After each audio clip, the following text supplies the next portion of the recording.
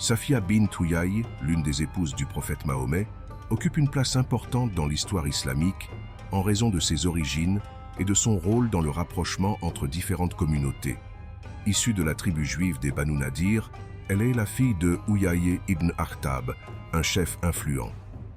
Avant son mariage avec le prophète, elle avait été mariée 2 fois et son dernier mari mourut lors de la bataille de Khaybar, un conflit entre les musulmans et les Banu Nadir.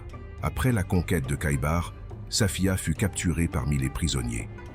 Le prophète, en reconnaissant son statut noble et en honorant ses droits, lui offrit de choisir entre rester avec sa tribu ou se marier avec lui.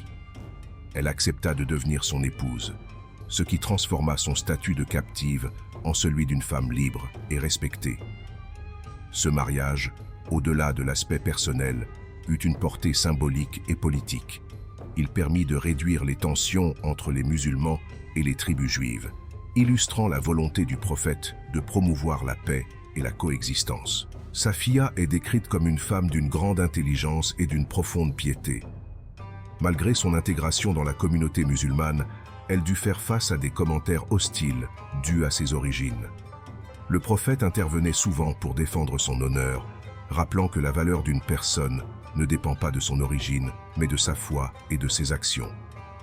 Elle resta fidèle au prophète jusqu'à sa mort et passa le reste de sa vie dans la méditation et la prière. Safia est un exemple de résilience et de sagesse, montrant comment des ponts peuvent être construits entre des cultures et des croyances autrefois opposées.